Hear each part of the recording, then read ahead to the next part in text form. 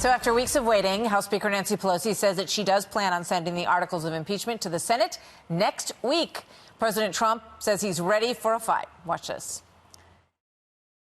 By the way, did you see I did nothing wrong?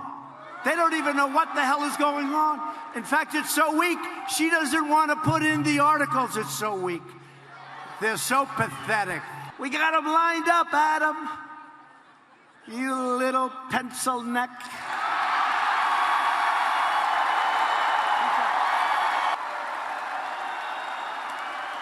9 inches.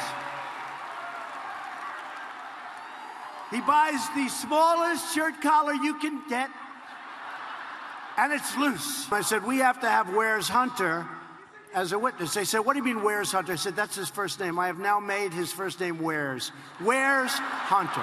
All right, so let's unpack that a little bit from last night. Juan, let me start with you, just in terms of Nancy Pelosi turning over these articles of impeachment next week. Do you think that she regrets the path that she took here? Because this thing is, at least at this point, unless there's some surprises, sure to die in the Senate. Yeah, but I agree with you. I don't think that he's going to be convicted and removed from office. But in fact, what she did was she slowed down this process, and I think there are lots of people on the Republican side who wanted this to be a quick event, quick acquittal. No, the Democrats wanted it to be super quick. Remember, no. They said it's such a threat of the president doing it again that's why we can't take the time to go through the legal process for John Bolton and Mick Mulvaney? No, that's what they said. No, that's what they said because it was contrary to the White House strategy, which was to slow walk this thing, get it in the courts, and never have it come to any impeachment. So they succeeded on 3 levels, Martha, here. One is they made President Trump wait, and they caused attention to fall on moderate Republicans in the Senate with regard to whether or not they'll support the idea of bringing people like John Bolton, who have firsthand knowledge of what took place, before them. And also, I think, you know, if you saw the president last night at the rally, I don't think that he's jumping up and down and screaming about pencil neck. How crazy. If he wasn't worried about impeachment. He doesn't like being impeached. He thinks this is a big asterisk on his presidency and a negative going into re-election. But that in itself is an emotional strategy on the Democrats' part. Ooh, we made him feel bad. We knew we weren't going to get him out, but damn, we made him feel bad. I mean, think about that's this whole thing was an emotional exercise to heal the bitter soul. I feel like a friend who gave really good advice that went ignored. I told the Democrats here on this show, I said, you know how the movie's going to end. He's not getting impeached. His numbers are going to go up, and your numbers are going to go down. And that's exactly what happens. But they didn't listen because their emotional framework prevented them from seeing the facts. Now the Democrats are like Iran, right?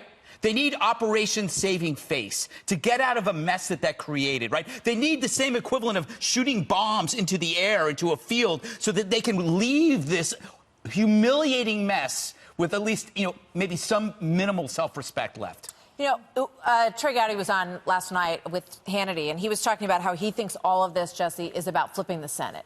That is sort of the goal at this point, to sort of, through this war of attrition and a barrage of information, to try to make races a lot tougher for people like Cory Gardner and Susan Collins. Well, that failed, and Juan's analysis... We don't know yet. I mean, that'll be determined in the fall. Oh, it's dead wrong. It's dead wrong, because if you look at the Democrats, were saying, Nancy, send them over right now. Feinstein said it. Angus King said it. It was Democrats in the House and the Senate was like, hurry this thing up, guys. I don't think any moderate Republicans in the Senate felt any pressure from Nancy or the media and are worried about re-election. That might have been the strategy, but that strategy's failed. During the election, in 9 months or whatever it's going to be, impeachment's not going to be a big play. They're going to be talking about the economy. They're going to talk about Iran. What else is going to happen? This thing made Pelosi look weak. She said she had leverage that she never had. She said she was going to be able to squeeze concessions out of McConnell. She got no concessions.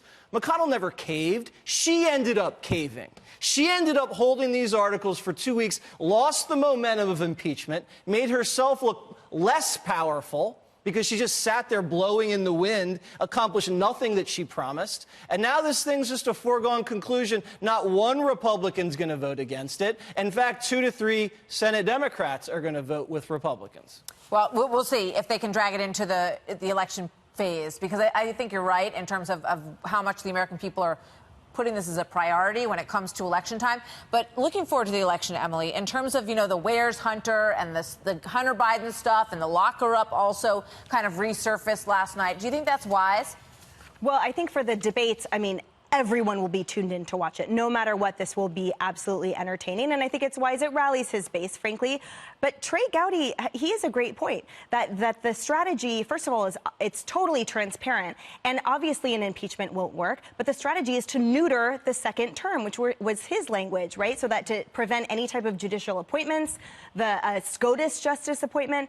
And I think the embodiment of how transparent the strategy was on the left is Congressman Adam Smith yesterday.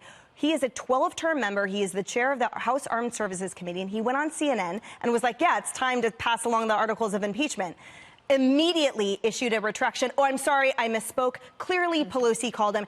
Get in line. The lemmings are so obvious. And that's why all the moderates that Trump is vying for, like you said, the Senate races aren't. There's going to be no question whatsoever. I just can't Everyone's believe the exasperated. Democrats didn't listen to Greg. Yes. I mean, how could they not? Yes, and It's usually their Bible. And I'm here to help, Democrats. Yes. Do whatever he says.